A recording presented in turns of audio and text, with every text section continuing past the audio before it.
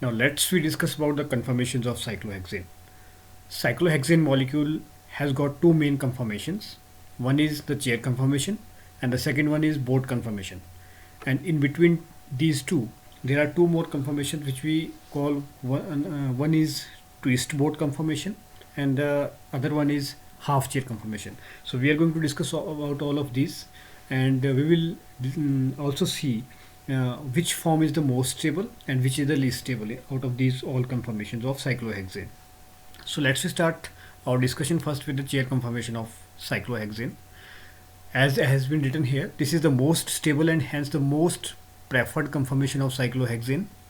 In this conformation, there is no angle strain as all the bond angles are tetrahedral. We know that in case of tetrahedral molecule, all the bond angles are maximum apart from each other. So there is no such repulsions among the bond pair electrons. So that is why we can say that there is no angle strain here. Also, there is no torsional strain as all carbon hydrogen bond on the adjacent carbon atoms are in staggered position. This we will see in a diagram in our next slide. So this is a chair conformation of cyclohexane. Here you can see, and this is the pictorial representation of chair conformation. This is ball and stick model showing three-dimensional diagram of how the carbon and hydrogen has positioned itself in the chair conformation. So this is a chair conformation of cyclohexane. It is interesting to see that the bond angle on each carbon is tetrahedral type. So there is no angle strain as such, as has been already said. And this is the second point which we were trying to explain is कि यहाँ पे जो carbon hydrogen लगे हुए हैं front carbon और rear carbon के, उसमें आप स्टैगर्ड पोजीशन देख रहे हैं. All the carbon hydrogen bond here are in staggered position. अगर आप थोड़ा सा रिकॉल करेंगे इथेन मॉलिक्यूल को तो आपको ज़्यादा क्लियर होगा. In ethane we use to see that the staggered position is much more stable as compare to the eclipsed one. तो यहाँ पे जो कार्बन हाइड्रोजन बॉन्ड की पोजीशन है सभी की स्टैगर्ड है. So that is why this chair conformation is more stable. So we can see here the pictorial diagram. यहाँ पे आप देख रहे हैं कि जो कार्बन के ऊपर हाइड्रोजन लगे हुए हैं उनकी जो पोजीशन है वो एक्लिप्स्ड पोजीशन है एज़ कम्पेयर टू जैसा हमने चेयर में देखा था वहाँ पे स्टैगर्ड कंफर्मेशन थी. और हमें पता है कि जो स्टैगर्ड कंफर्मेशन होती है दैट इज़ एक्स्ट्रा स्टेबल.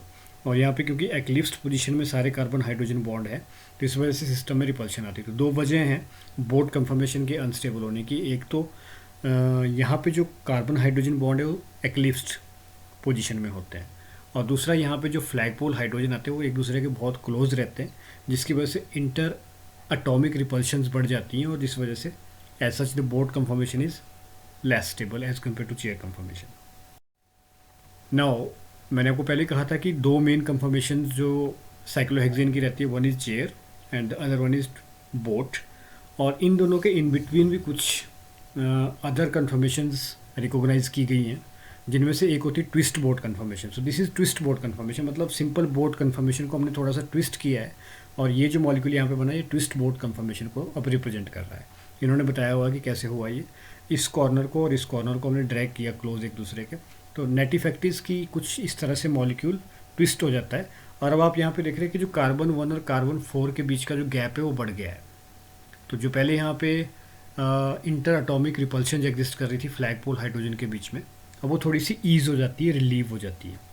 तो इस वजह से क्या होता है कि ट्विस्ट बोट कंफर्मेशन जो है बोट कंफर्मेशन से थोड़ी सी ज़्यादा स्टेबल मानी जाती है, उसकी एनर्जी कम होती है. Similarly we have half chair conformation. अब चेयर कंफर्मेशन को थोड़ा सा ट्विस्ट करेंगे तो हाफ चेयर कंफर्मेशन मिलती है. ये हाफ चेयर कंफर्मेशन को रिप्रेजेंट कर रहा है मॉलिक्यूल या स्ट्रक्चर यहाँ पे. But the thing is that कि जब हमने चेयर को हाफ चेयर में कन्वर्ट किया, एक तो जो टेट्राहेड्रल एंगल वाला कंसेप्ट था वो डिस्टर्ब हो गया, डिस्ट्रॉय हो गया वहाँ से, तो एंगल स्ट्रेन बढ़ गया मॉलिक्यूल में. दूसरा जो टॉर्जनल स्ट्रेन था, जो कार्बन हाइड्रोजन हम देख रहे थे वहाँ पे कि सारे के सारे स्टैगर्ड कन्फर्मेशन में या स्टैगर्ड पोजीशन में रह रहे थे, वो जो स्टैगर्ड पोजीशन है वो भी डिस्टर्ब हुई वहाँ पे. तो नेट इफेक्ट इज़ की half chair confirmation least stable है, मतलब इसकी सबसे ज़्यादा एनर्जी होती है. तो अगर हमने अरेंज करना होगा डिफरेंट कंफर्मेशन ऑफ साइक्लोहेक्सेन को in terms of decreasing stability, तो सबसे ज़्यादा होगी चेयर की stability, that will be followed by twist boat, that will be followed by boat, and the least stable confirmation of cyclohexane is half chair confirmation.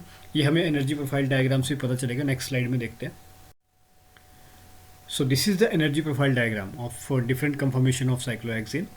जब हम chair confirmation से यहाँ शुरू कर रहे हैं और चेयर कंफर्मेशन पे एंड हो रहा है, और इन बिटवीन हम देख रहे हैं कि काफ़ी सारी डिफरेंट डिफरेंट टाइप के कंफर्मेशन जनरेट हो रही हैं, जिनके बारे में हम पढ़ चुके हैं, जैसे कि हाफ चेयर हो गई, ट्विस्ट बोट हो गई, या बोट कंफर्मेशन है।